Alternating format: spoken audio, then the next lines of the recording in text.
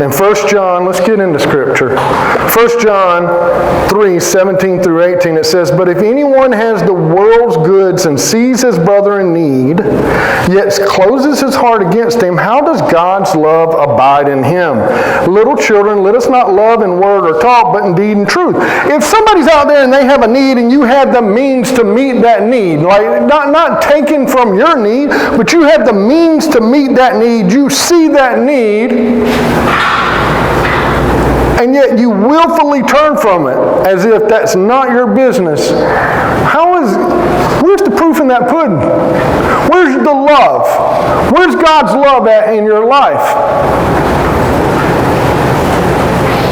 Well, today we're going to go even deeper and we're going to look at that. We're going to just hammer home this proof in the pudding idea, right? We're going to go very, very deep as we look at Christ's example in a very dark moment of what love really looks like.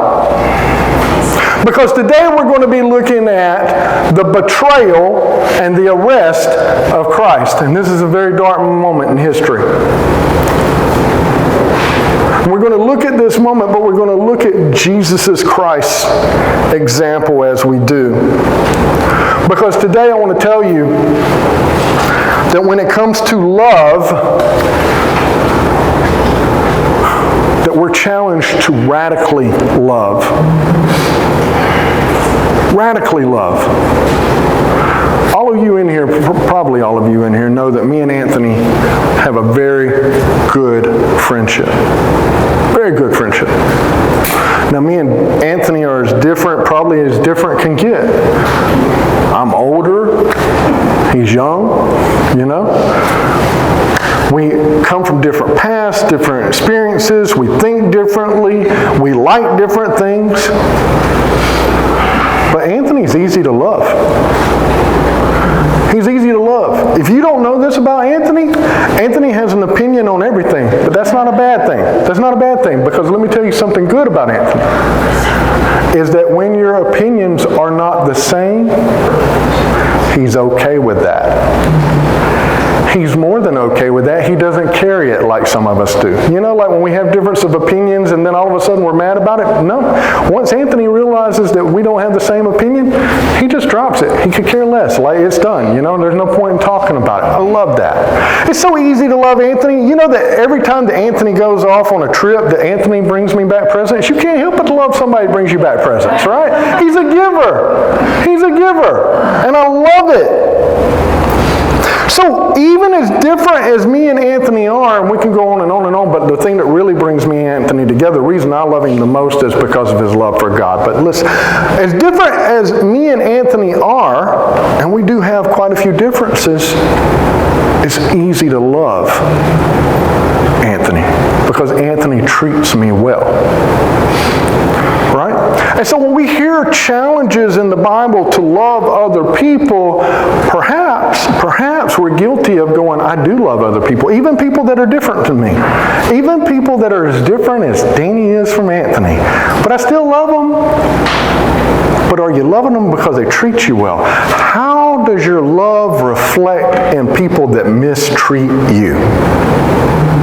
How is your love reflected in people that mistreat you? Not treat you well. I don't care if they're different from you, but when they mistreat you, how is it reflected?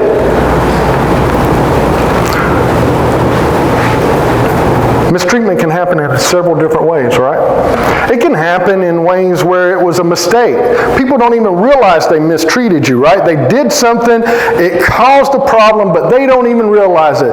Sean, you following me? Somebody cuts you off in traffic, right? They cut you off in traffic and they don't use a signal turn, right? Like, they mistreated you. They have upset the whole day. They might not even be aware of it, right? It might be a mistake. Still mistreated you. Or somebody might mistreat you because they really, really like you. They love you. But something happens and it serves them more to serve themselves than it does to serve you. And so their self-interest wins out, right? And when their self-interest wins out, in every other scenario in the world, they would treat you well. But in this particular scenario, their self-interest wins out. So you're kicked. And then there's those people that treat us maliciously. They don't like us. We did something to them, they did something to us, we don't vibe, whatever, but they have premeditated and put into action a plan to mistreat you, and they carry through with it, right? There's people like that as well. But there's different ways that you're mistreated. I want you to understand that. How do you love during those times? Jesus is betrayed. Let's look at this. In Luke 22, 47 through 53, it says, while he was speaking, there came a crowd, and the man called Judas, one of the 12, was leading them. He drew near to Jesus to kiss him. But Jesus said to him, Judas, would you betray the Son of Man with a kiss? We'll stop right there. What we know is that Judas has agreed with the Sanhedrin, with certain individuals in the Jewish community, that they're going to betray Jesus. And so Judas has come up with the plan. This is all Judas's plans. He's like, okay, listen, Jesus is going to be at his most alone here in the garden. There's only going to be a few of his disciples around, none of his followers. There's not going to be any crowds. It's going to be dark. We're going to go in there. That's when you grab him up. You give me my 30 silver, and I'll give you Jesus. And the way that you'll know that you're absolutely certain that you're arresting the right person is I'm going to go up to him as if a brother, and I'm going to kiss him. And when I kiss him, you'll know that this is the right person to arrest. And Jesus asked him, Judas, would you betray the Son of a Man with a kiss? And then those who were around him saw what would follow. They said, Lord, shall we strike with the sword? And one of them struck the servant of the high priest and cut off his right ear. Now, every one of the Gospels account for this moment, but only John tells us that this person that struck with the ear is Peter. Right? Because Peter's always one of the first ones to action. And you know what Jesus did? He said, no more of this. And he touched this man's ear and healed him. And then Jesus said to the chief priests and officers of the temple and elders who had come out against him, have you come out as against a robber with swords and clubs? When I was with you day after day in the temple, you did not lay hands on me. But this is your hour, the hour and power of darkness, right? This statement right here lets you know that Jesus is unlike us. Like if somebody came up against us in the garden, we might be guessing some bad stuff's going to happen and everything, but we don't know. We don't know how this is going to turn out, but Jesus knew. He knew why they came in the darkness. He knew exactly what was going to happen to them. He knew the extent of the betrayal. He didn't yell at Judas. I'll tell you what else he didn't do. He didn't give his disciples the power to throw them all off, right?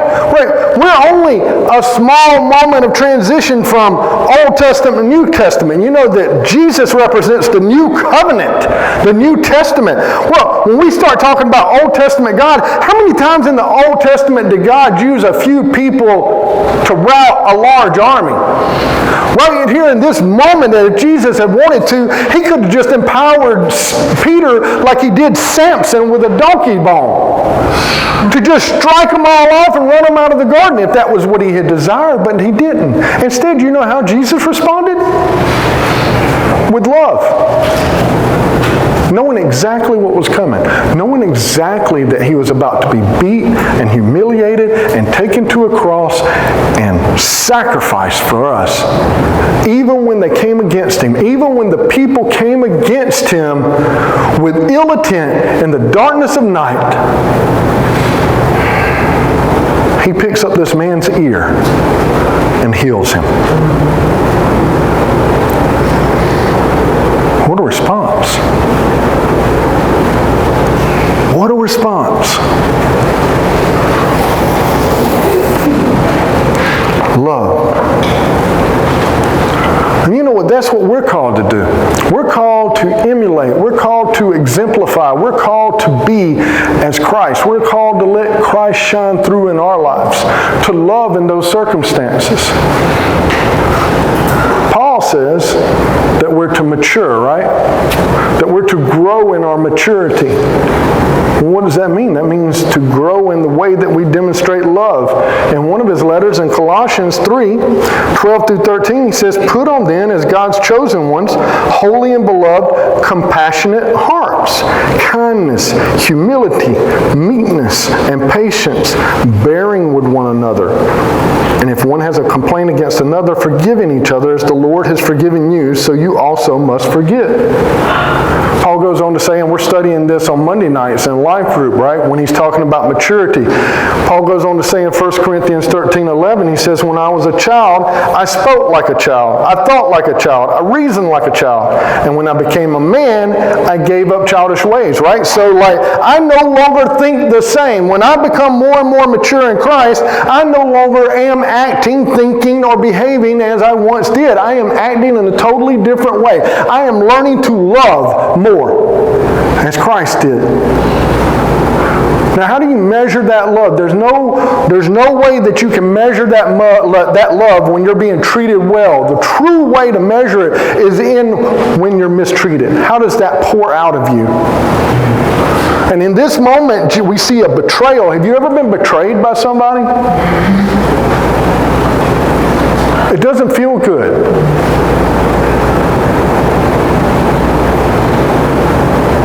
Jesus exemplifies our response.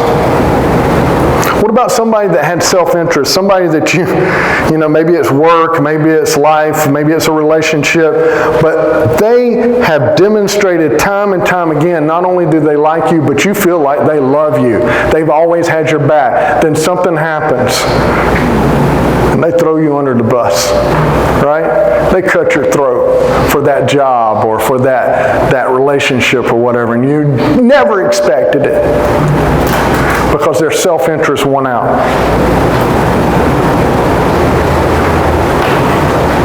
I can't imagine what it felt like for Christ when Peter denied him. In Luke 22:54 through 62, it says, "Then they seized him and led him away, bringing them into the high priest's house. And Peter was following at a distance. And when they had kindled a fire in the middle of the courtyard and sat down together, Peter sat down among them. And then a servant girl, seeing him as they sat in the light and looking closely at him, said, 'This man also was with him.' But he denied it, saying, 'Woman, I do not know him.'" Now, we're going to continue, but think about this for a second, okay? Jesus has told Peter that he was going to deny him. He told him a few hours ago that he was going to deny him. That's not on Peter's heart. And in Peter's defense, when they came to the garden and grabbed Jesus, every other follower and every other disciple, everyone scattered. Because they didn't know what was going to happen. All of a sudden they realized this is real. I mean, there's no other reason that this army of men came to the garden in the darkness of night to grab Jesus.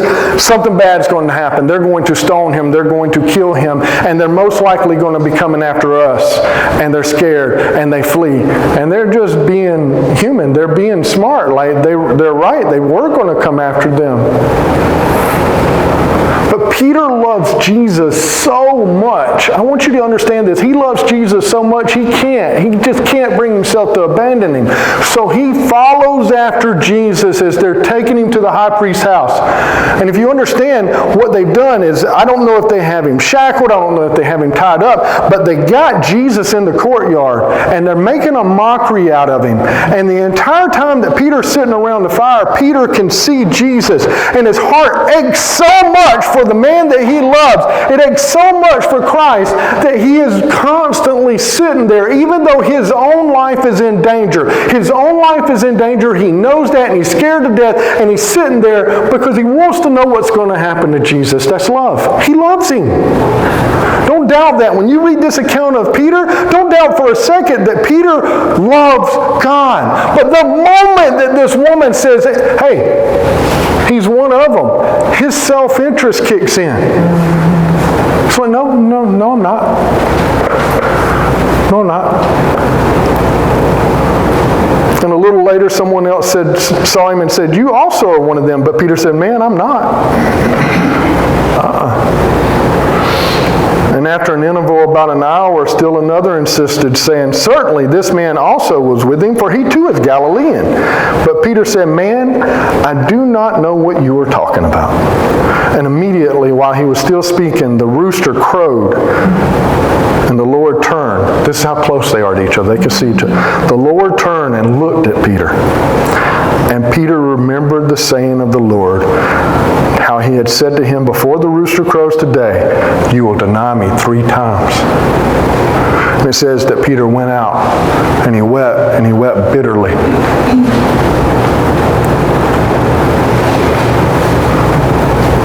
Because his self-interest had won out, right? He loved Jesus, no doubt.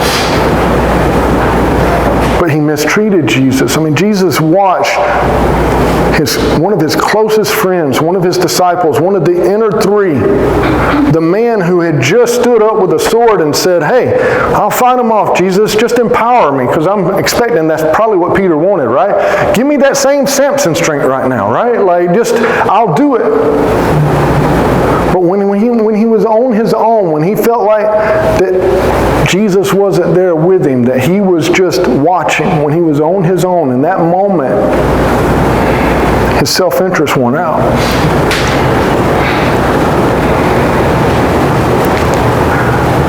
And it hurt.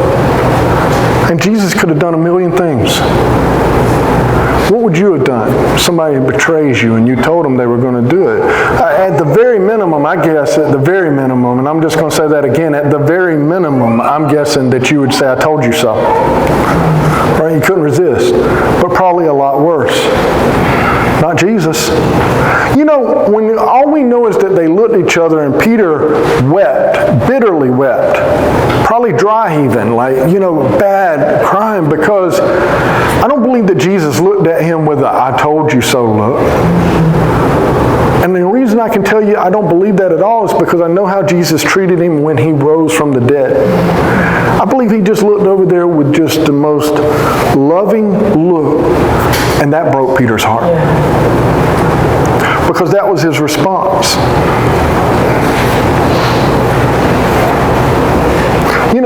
Jesus shows us how we're to act when we're mistreated, but how do we act when we're mistreated?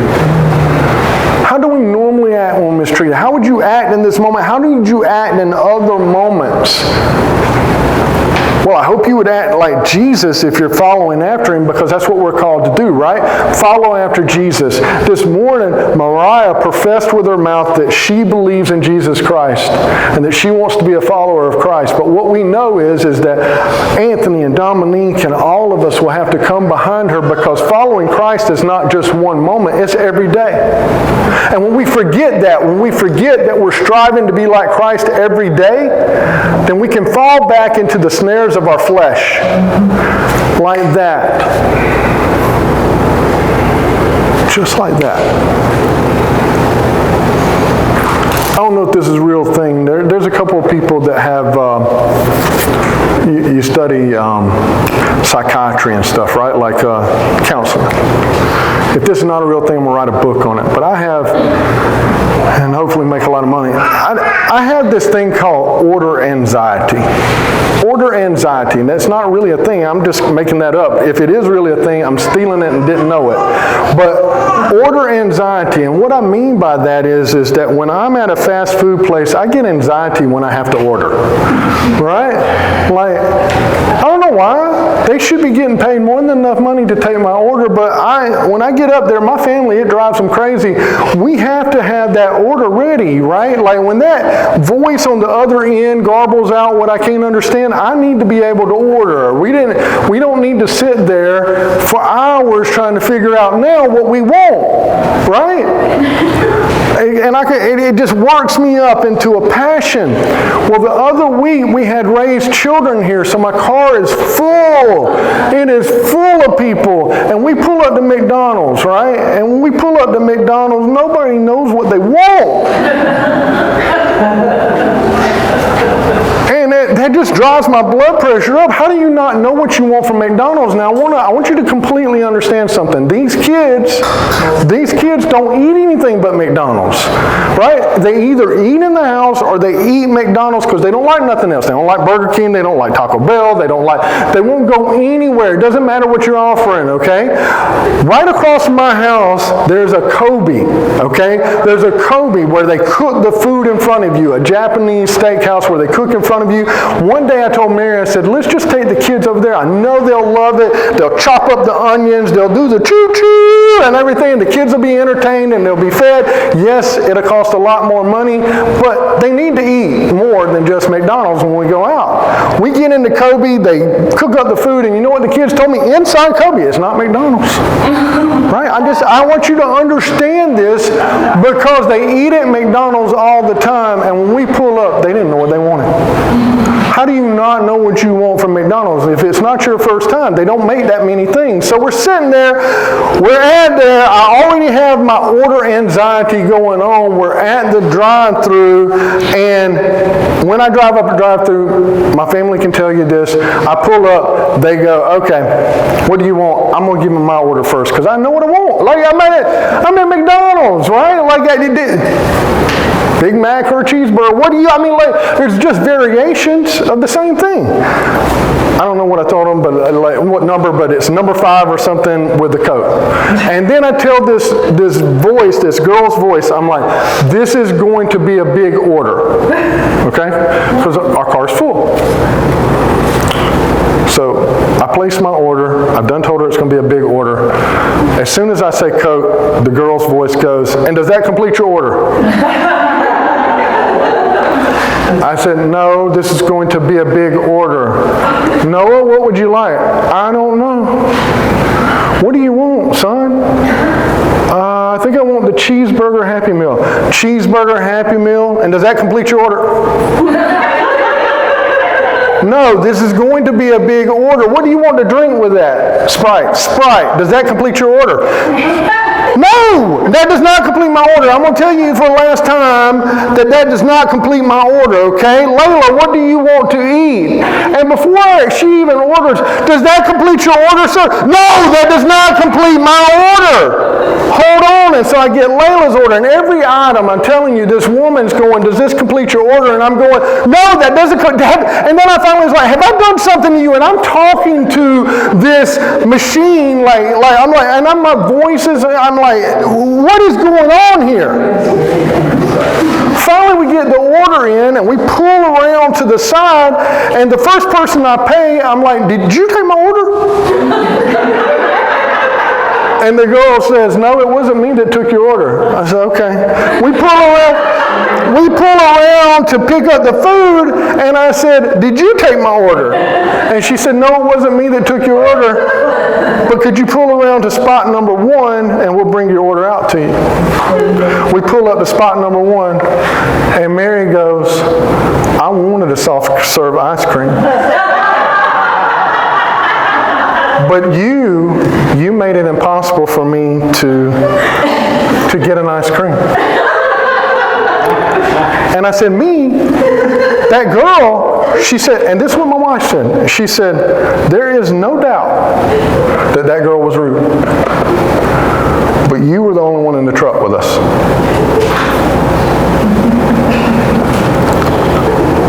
I said, okay. I went inside to get the ice cream. And after my wife said that, I went inside to get the ice cream, and I asked the woman that came up, who happened to be the manager, I said,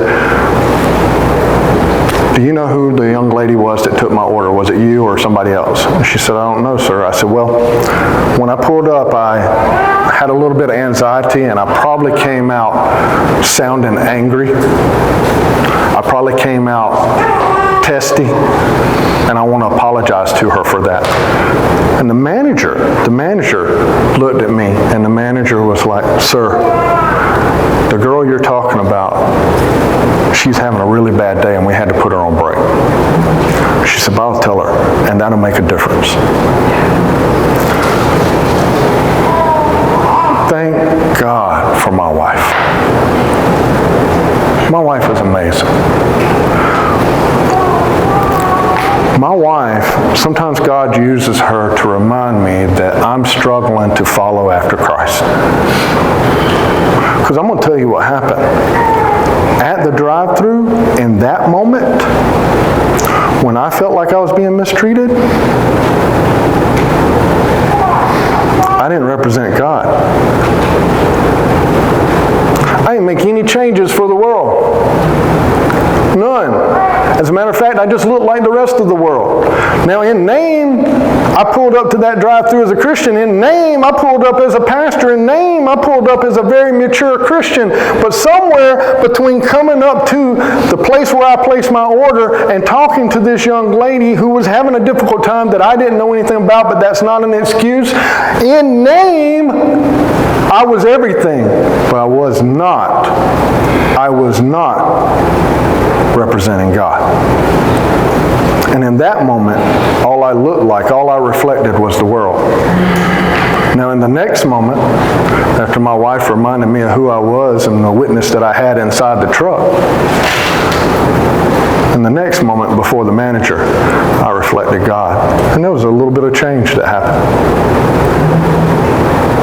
Daily we're called to follow after Christ. Daily we're called to seek to shine Him through in our life. No matter what we're doing, placing an order or whatever. We want to change the world around us. It's going to be through love. Even when we feel like we're being mistreated. I'm going to tell you, my blood pressure was high. I have been very clearly communicating that this is going to be a large order. I already have a problem. And you keep cutting me off and it's running me up. I feel mistreated. But it's in those moments that our measure is taken, right? It's in those moments that the world's observing. When we're reflecting God's love.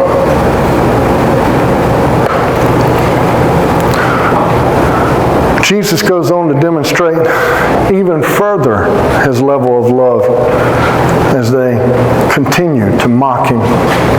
In Luke 22:63-71, it says, "Now the men who were holding Jesus in custody were mocking Him as they beat Him. They also blindfolded Him and kept asking Him, 'Prophesy, who is it that just struck you?' And they said many other things against Him, blaspheming Him.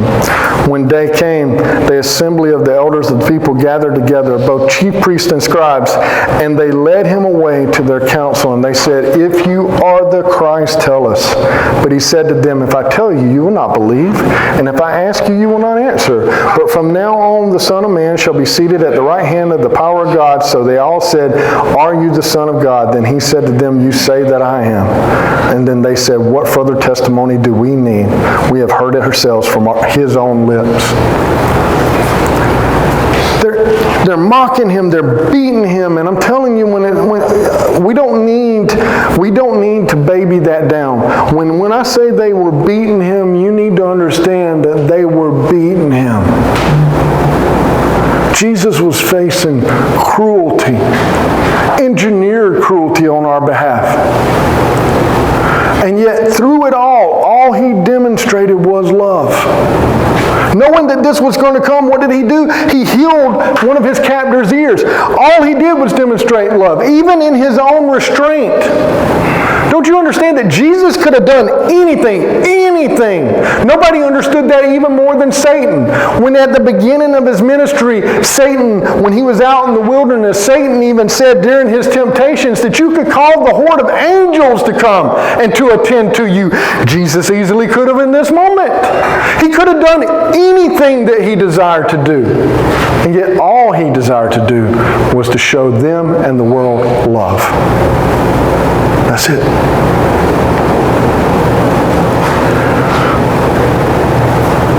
How are we going to change our families and our communities and the world? Radical love. Jesus' kind of love. That even when we're mistreated, that we find a way to show who we belong to. John 13:35 says this, "By this all people will know that you are my disciples if you have love for one another." Jesus gave us a witness that we could follow. And it's the challenge that's laid out before us today to follow in that example. Maybe there's some things going on in your life this week. Maybe there's some things that have been going on. Maybe there's some things that you will face. But it's our challenge daily, not one time, not monthly, but daily, to look in the mirror and say, today I decide to follow Christ. Right? What a beautiful song to lead up to a beautiful moment earlier, right? I have decided to follow Jesus. And I decide to do so in every moment. Amen? This morning, that's the challenge that stands before us in every morning.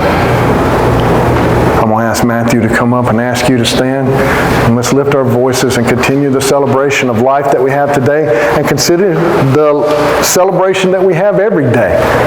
Because you know what?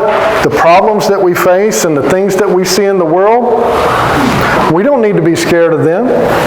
They're just a challenge of how we can affect them.